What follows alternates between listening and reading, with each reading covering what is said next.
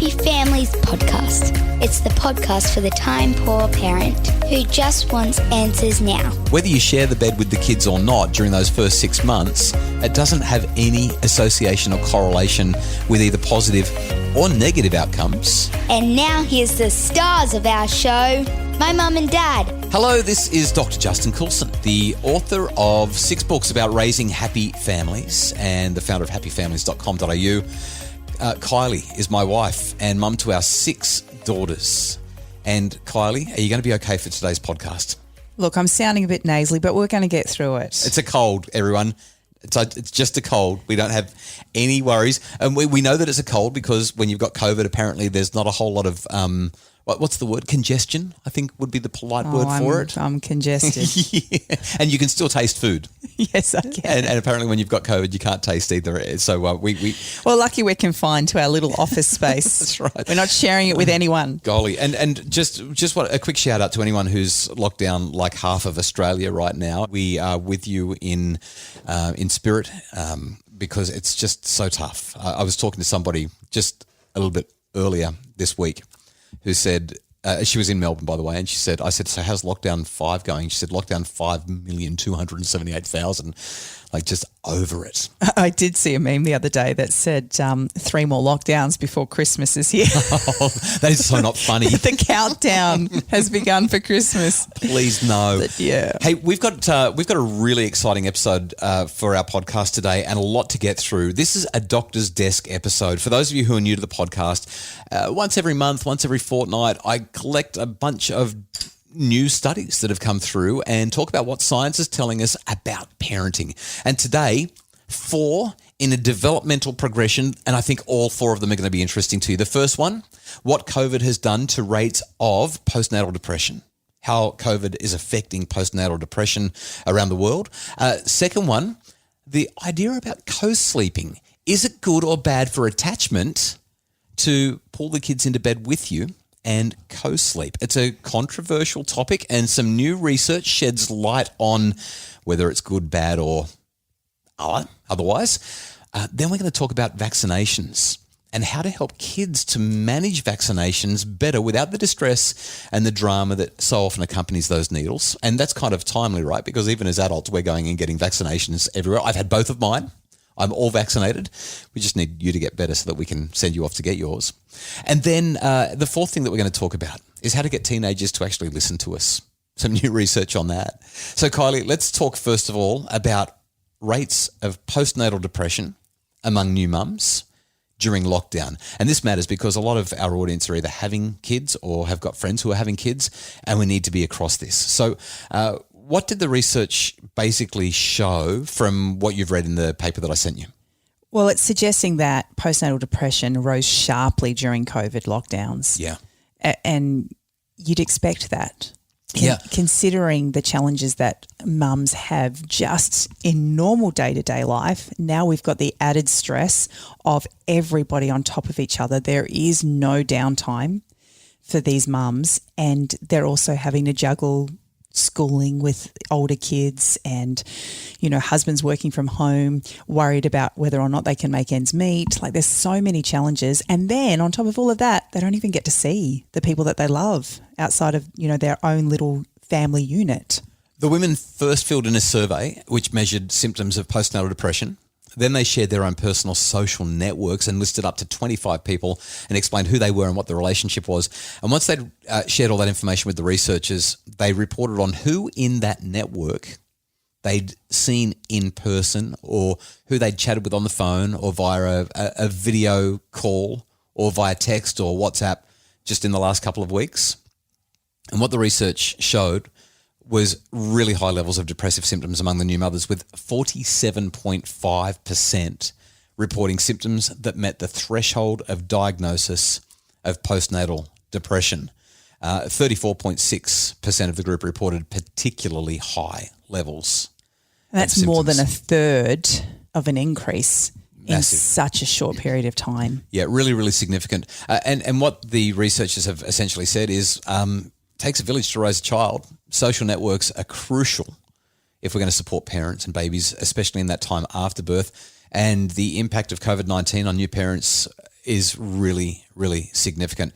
Take-home message, I reckon, out of this very important study. It's only a small study because it's hard to get this data during COVID. Take-home message is, if you know somebody having a baby, do everything you can to be in their lives, so long as it's not overly intrusive, so long as they want you there.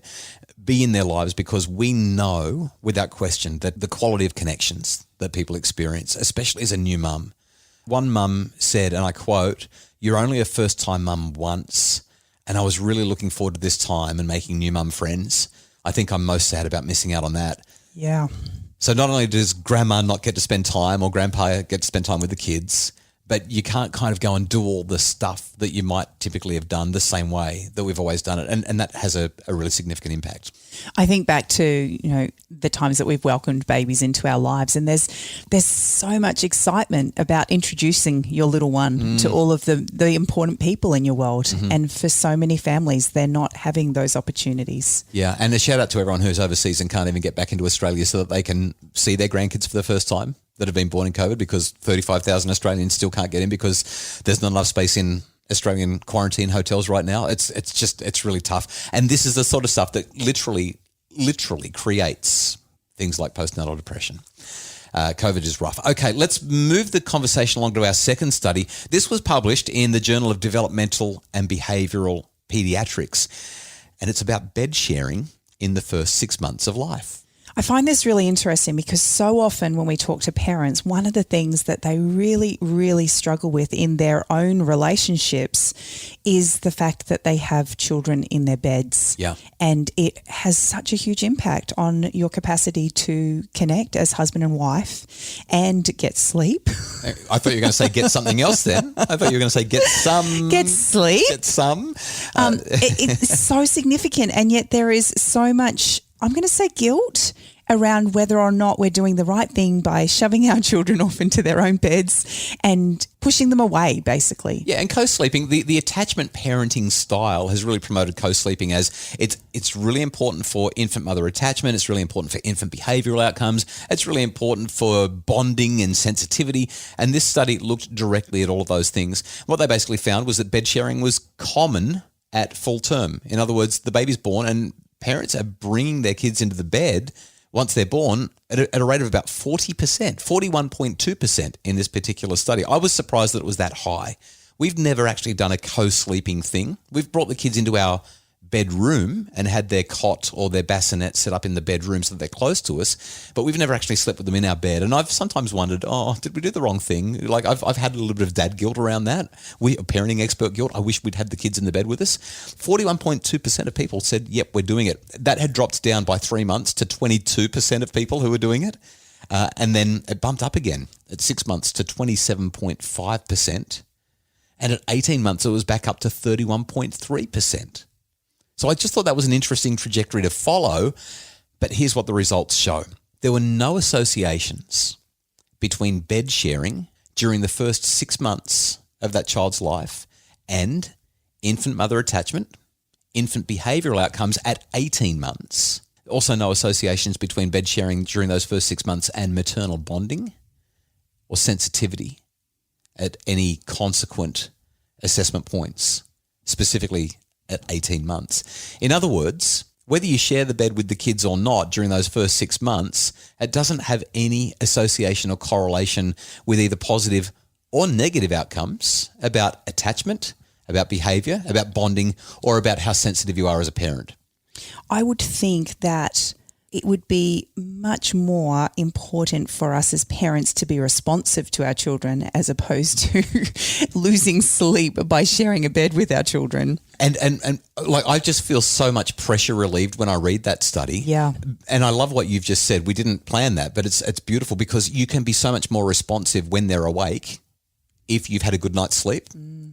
And you're probably going to have a better night's sleep if they're not in the bed kicking you out and tossing and turning and leaving you sleeping wondering if you're accidentally going to roll onto them or anything like that. So I think that it's a really important and interesting study. We're not discouraging it, by the way. It says that there are neither positive nor negative outcomes from sleeping in the bed. So if you really want to, go for your life.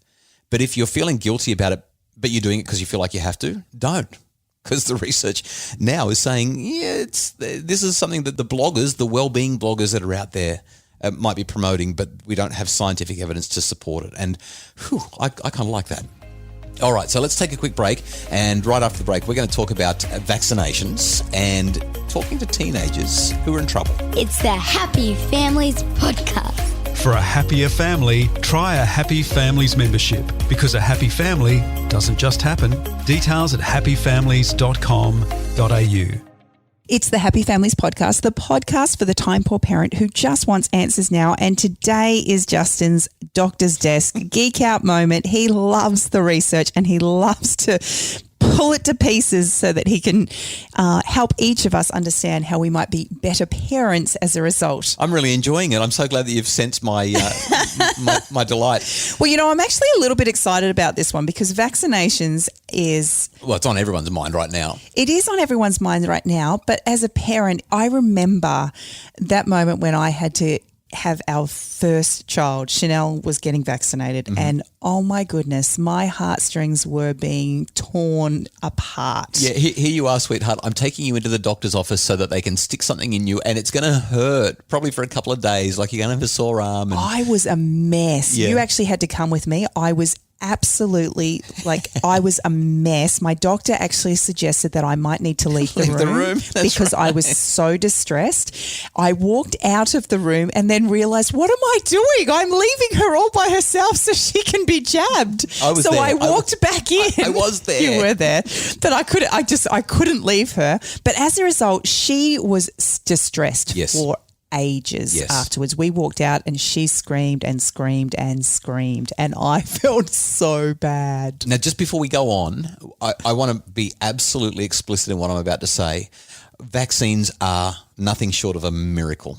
Vaccines have saved so many millions, if not billions of lives around this planet, and we want to share this science with you because while we don't have a COVID vaccine for kids yet, or none that's been approved as safe for kids at this point, we know that kids are getting vaccinated for all sorts of stuff all the time anyway, and eventually a COVID vaccine is going to pretty much be compulsory for everyone based on the way things are going, and we are supportive of vaccines. But if the kids have to get a vaccination, whether it's for measles, mumps and rubella, or whether it's for, who knows, there are so many different vaccines that are out there now, or whether it's us going and getting one, it's worth knowing what brand new science tells us about how we can help our children to deal with the distress associated with getting a needle. Did it say anything about how you can help the parents deal with it?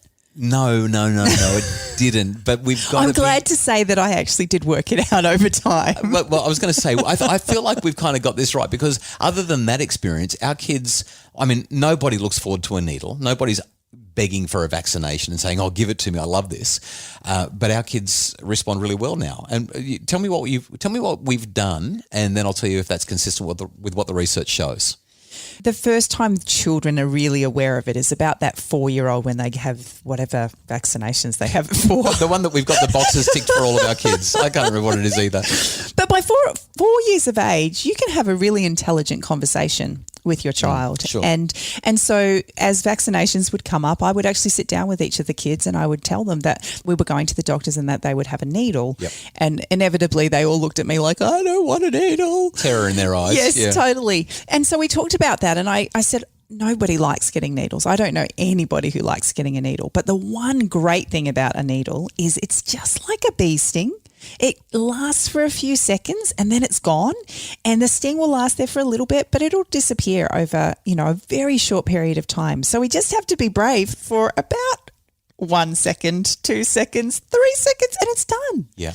And they responded so well to that. I was blown away. A few times we might have said, you can have a lollipop at the other end. Yeah, we usually give them a little bit of bribery as well, but they respond really well. Even, our 7-year-old, last time she had a needle a short while ago, she was brilliant because we prepped her and we promised her a lollipop and done. What blew me away about that experience was she literally kind of looked at me after it was done and she said, Is that it? Yes. Yeah.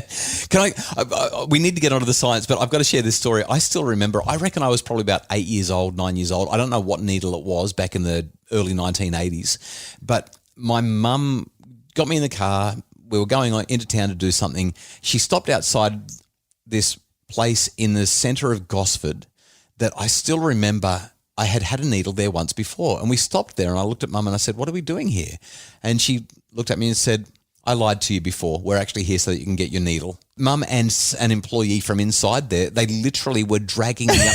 There was about 30 stairs. They were about 10 metres wide. They were really big, wide stairs going up to this old building, and they were one on each arm, literally dragging me up the stairs. Oh, that's awful. I was terrified. Another time I hid under the doctor's desk in the surgery and I wouldn't come out. Like, I had this incredible fear of needles, and Mum used to always try to trick me, and it's not the way to do it. No, and I think that's what I loved about the conversations I was able to have with the kids. At no point did I lie to them, because I knew what was going to happen when we got in there if they weren't fully prepared.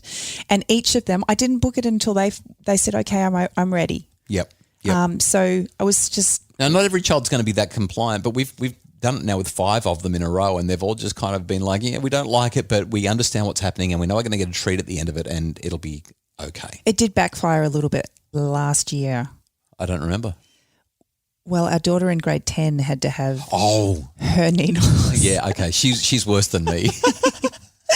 And the school actually had to ring me because they couldn't get her into the room. And at some point, I believe that I literally... physically forced her in. And then had to hold her like you would a toddler with my palm over her forehead. And yeah, you sat on her or something, didn't you?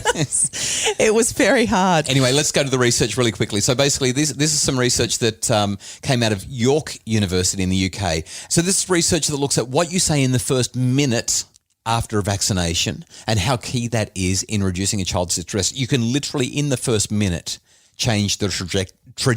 Change the trajectory. You can change the trajectory within the first minute if you get your wording right. Now, this is important because 75% of children will down-regulate. That is, they will be a little bit distressed, but they'll bring that down. 75% of them will, but 25% don't. They stay distressed. They get really hyped up. They actually end up worse, not better, after 1 to 2 minutes. So these researchers looked at what parents were doing and saying in the first minute and then in the second minute, and how that affected the outcomes.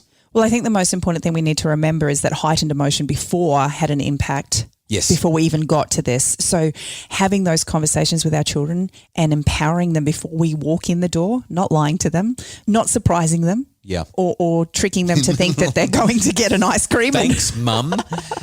And then showing up at the doctor's like your mum did. Yeah. But the most important thing we can do in that first minute is to offer encouragement.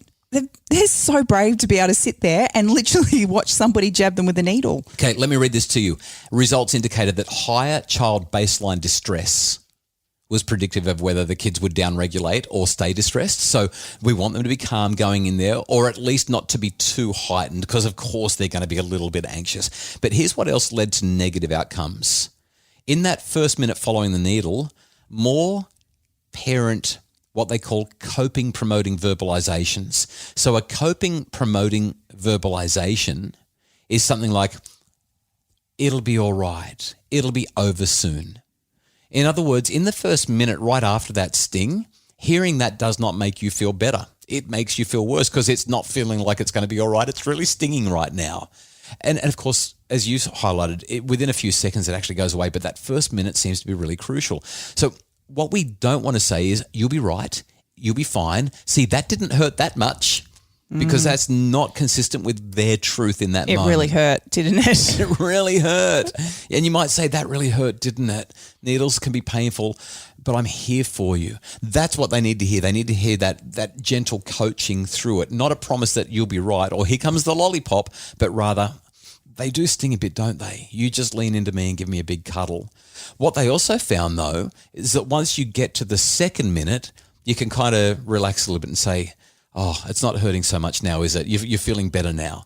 And so I know it's a little bit complicated, a little bit complex, but we really want to minimize trying to help them to cope and just let them know that we're there. I think that's really the take-home message. When you've got those little kids, usually the doctors are going to ask you to actually, have them sit on your knees so that you can hold them and keep them still.